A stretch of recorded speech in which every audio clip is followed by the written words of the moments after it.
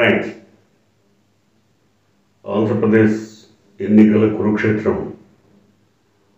తీవ్ర రణరంగాన్ని తలపిస్తోంది. ఒక పక్క అన్ని పార్టీలు కలిసి ప్రత్యక్షంగానూ పరోక్షంగానూ కూటమి గట్టి ఒక్క జగన్మోహన్ రెడ్డిపై యుద్ధానికి తలపడుతున్నప్పుడు ఒంటరిగానే వడ్డిగానే జగన్మోహన్ రెడ్డి ఈ కూటమితో తలపడుతూ తనదైన శైలిలో ఒక యోధుడిలా పోరాడుతున్నటువంటి ఒక ముఖ చిత్రం కనబడుతోంది. ఇదే ప్రజలను ఆకర్షిస్తుంది. తను ఒంటరిగా ఒక్కడిగా తను చేసిన కార్యక్రమాలు ప్రజలకు నచ్చితే వారు మెచ్చితే ఓటివ్వమని అడగడం ఒక సాహసోపేత నిర్ణయం అయితే, తన రాజకీయ సిద్ధాంతాలకు కట్టుబడి ఎన్నికల పోరాటాన్ని ఒంటి చేత్తో ఎదుర్కోవడం మరో నిదర్శనం. పక్కన దాదాపు 40 ఏళ్లకు పైగా రాజకీయ అనుభవం ఉన్నటువంటి ఒక యోధుడు, కురువృద్ధుడు ఈ పార్టీలన్నిటినీ సమీకృతం చేసి తన నాయకత్వంలో పోరాటానికి ముందుకొచ్చాడు. కురువృద్ధుడి పోరాటం ప్రజలకు ఏమాత్రం నచ్చినట్టుగా లేదు. ఎందుకంటే 3 సార్లు ఆయన పాలన చూసినటువంటి ప్రజలు ఏవగించుకున్నారే తప్ప ఏమాత్రం జాలి చూపటం లేదు. ఇప్పుడు కూడా ప్రజల్లో ఆయన పట్ల ఏవగింపే ఎక్కువగా కనబడుతుంది. కాకపోతే కూటమి మాత్రం జగన్మోహన్ రెడ్డిని ప్రజలు వదిలించుకుంటారు, ఓటర్లు ఓటేయరు, మేమే అధికారంలోకి వస్తాం, ఈ రకమైన భ్రమని ప్రజల్లో కలిగించడానికి నానా తంటాలు పడుతుంది కూటమి. నిజమే, ప్రజల్లో జగన్మోహన్ రెడ్డి పట్ల సుముఖత లేదు లేదా వ్యతిరేకత ఉంది. ఆయన జగన్మోహన్ రెడ్డి సిద్ధం సభలు 4 జరిపారు. 4గిట్లో ఏ రకమైన ప్రజాస్పందన వచ్చింది, ప్రజలు తరలి వచ్చారు తెలుసుకున్న తర్వాత మేమంతా సిద్ధం సభలు ప్రతి పార్లమెంటరీ నియోజకవర్గంలోనూ జరిగేలా దాదాపు ఇప్పటి వరకు 20 సభలు జరిపారు. ఇంకో 5 సభలు అయితే అయిపోతుంది. అంటే ఉత్తరాంధ్రలో దాదాపు కంప్లీట్ అవుతుంది. ఈ 20 సభల్లో కూడా మండుటెండని లెక్క చేయకుండా తండోపతండాలుగా విరగబడ్డ జనం చూసిన తర్వాత కూటమి గుండెల్లో డైనమైట్లు పేలిన మాట వాస్తవం. జగన్మోహన్ రెడ్డి వ్యూహాలు అంతు చిక్కకుండా ఉన్నాయి. అసలు ఆయన సిద్ధం సభలు పెట్టినప్పుడు దేనికి ఈ సభలు పెడుతున్నారో ఇంత ముందుగా అనుకున్నారు.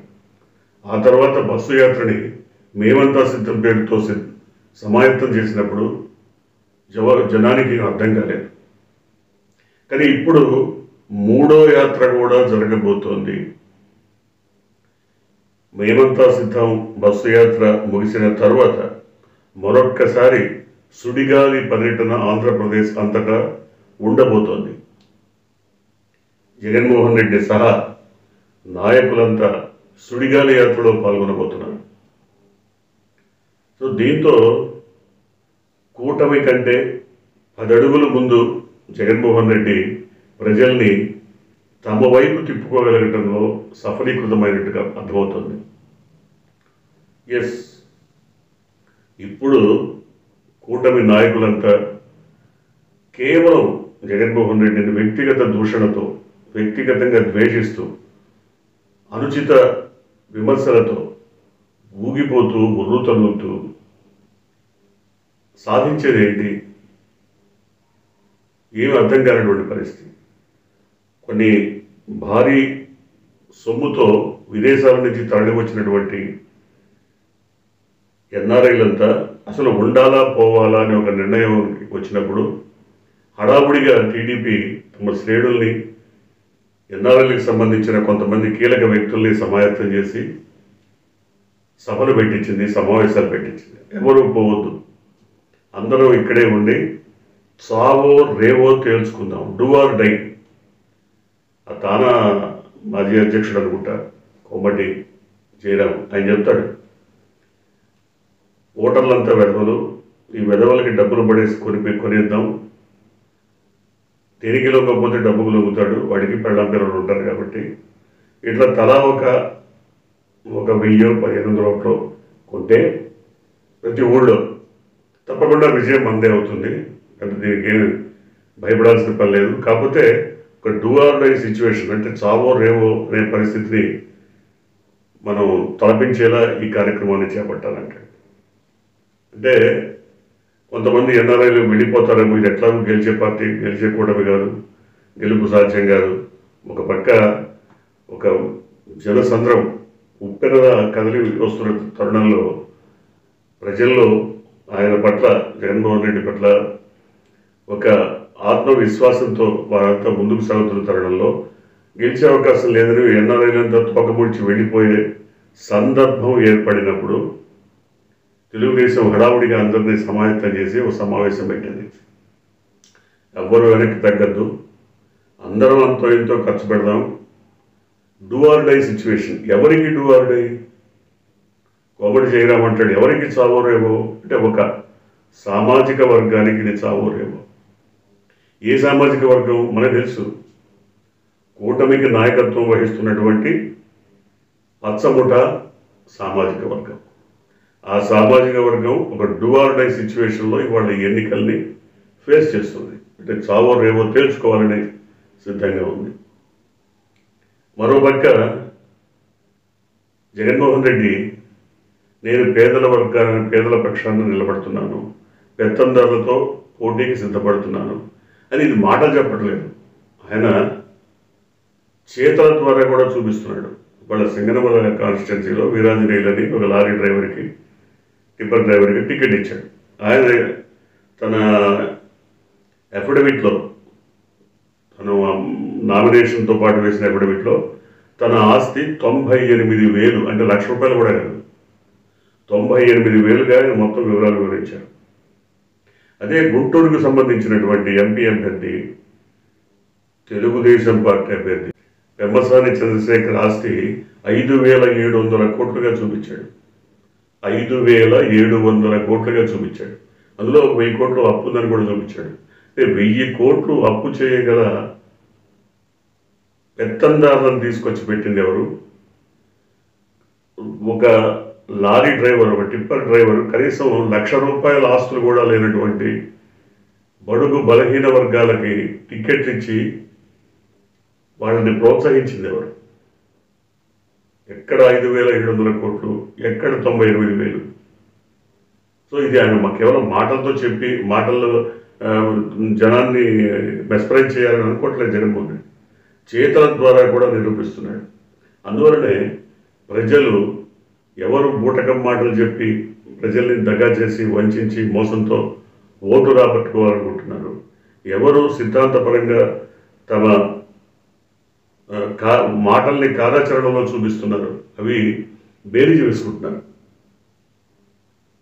ముఖ్యంగా జగన్మోహన్ రెడ్డి అందరికంటే ముందే కార్యరంగంలో దిగి టికెట్ వ్యవహారాన్ని కొలిక్కి తీసుకొచ్చి ఎక్కడెక్కడ ఎవరెవరికి ఏ మార్పులు చేయాలో చేసి వాళ్ళందరినీ కార్యోన్ముఖులు చేసి, మీరంతా పదండి ముందుకు ఎన్నికలకు పోదామని చెప్పి ఎప్పుడైతే వాళ్ళని సిద్ధం చేశారో అప్పటి నుంచి వైసీపీ శ్రేణులన్నీ కూడా దాదాపు జనంలో తిరుగుతూనే ఉన్నాయి. కానీ ఇవాటికి కూడా కూటమిలో సీట్లలో సాగుతూనే ఉంది. సాగకూడదంటే సాగచ్చు, నామినేషన్లు విత్డ్రా చేసుకునే చివరి క్షణం వరకు సాగచ్చు, సాగుతాయి. కానీ దీనివల్ల క్లారిటీ మిస్ అవుతున్నారు కదా ప్రజలు. నిన్నటిదాకా ఒక అభ్యర్థి అనుకొని వాడికి ప్రచారం సాగిస్తారు, ఇవాళ అతను కాదంటే ఇంకొతరికి ఇస్తున్నామంటే నెక్స్ట్ డే ఈయనకి మళ్ళీ పోలండలు వేసి కొత్తగా ప్రచారం సాగించాలి. ఇది సాధ్యపడే విషయం కాదు. ముఖ్యంగా కూటమిలో ప్రధానమైనటువంటి విషయం, జనసేనకి కానీ బీజేపీకి కానీ ఓట్ల షేరు దక్కదు. ఇది తేలిపోయినటువంటి విషయం, అర్థమైనటువంటి విషయం. ఎందుకంటే వాడికి ఏదో 0.5% ఉన్న ఒక క్యాండిడేటు, ఏదో 5-6% ఉన్న ఇంకో క్యాండిడేటు, వీళ్ళకి గుంపగుత్తగా టీడీపీ మొత్తం 35% ఓట్లు ఎట్లా వేస్తారు? వేసే అవకాశం లేదు. అవసరమైతే వేరే ఒక ఇండిపెండెంట్కో, ఇంకా కాదనుకుంటే గెలిచే అభ్యర్థి వైసీపీకో వేస్తారు. కానీ ఈ పార్టీలకు మటుకు ఓటేసేటువంటి అవకాశం కనపడలేదు. ఇది అంతర్గతంగా కూటమిలో చెలరేగుతున్నటువంటి చిచ్చు. ఇన్ని వ్యతిరేక అంశాలు కనబడుతున్నా ఇంకా బింకంగా బయటికి జగన్మోహన్ రెడ్డిని ఇంటికి పంపుతాం, జూన్ 4న మేమే ఇదవుతాం, మేము 4న రాగానే మీ సంగతి చూస్తాం, అధికారులందరినీ అరెస్ట్ చేయిస్తాం, ఈ రకమైనటువంటి మాటలు. దీంతో ప్రజల్లో చాలామంది వీళ్ళు వస్తే ఈ కక్ష సాధింపు కార్యక్రమాలేనా, లేదా ఏదైనా పాలన ఉంటుందా? జగన్మోహన్ రెడ్డిని కక్ష సాధించాలి, లేకపోతే ఇప్పుడు ఉన్నటువంటి అధికారులపై కక్ష సాధించాలి, లేకపోతే వైసీపీ శ్రేణులపై కక్ష సాధింపు, ఇదే కార్యక్రమమా? వేరే ఇంకేదన్నా ఉంటుందా? దీని మీద చాలామంది ప్రజానీకం ఒక సందిగ్ధంలో పడిపోయారు. ఈ కూటమికి ఓటేయటం వల్ల ఇంతకు మించి జరిగేది ఒరిగేది ఏం లేదు, కాబట్టి ఎందుకు ఓటేయాలి? సో ఈ రకమైనటువంటి చర్చ కూడా సాగుతోంది. ఏది ఏమైనప్పటికీ ఇప్పటి వరకు వచ్చిన సర్వేల నివేదికలు చూసినా, ప్రజాస్పందన చూసినా, సిద్ధం లేదా మేమంతా సిద్ధం సభల ప్రచార రథయాత్ర ఎంత పరుగులు తీస్తున్నటువంటి ప్రజలను చూసినా, లేదా ప్రజల మూడుని అవగాహనని ఒక్కసారి పరిశీలించిన, ఏ రకంగా చూసినా కూటమి మైనస్లోనే ఉంది. అందువలనే ఈ ఎన్ఆర్ఐ పెద్ద మనుషులు పెత్తందారులు వచ్చి వాగేది ఏంటంటే, వెధవల్ని కొనేద్దాం అంటే, తమ పార్టీకి తమ కూటమికి ఓటు వేయని వాళ్ళంతా వెధవలు, ఆ వెధవల్ని మనం డబ్బిచ్చి కొనేద్దాం, వాళ్ళు అమ్ముడుపోతారు అంటే వాళ్ళ ఉద్దేశం ఏంటంటే డబ్బుకి అమ్ముడుపోయే వాళ్ళంతా వ్యతిరేక పార్టీలు ఓటర్లు అని వాళ్ళ ఉద్దేశం.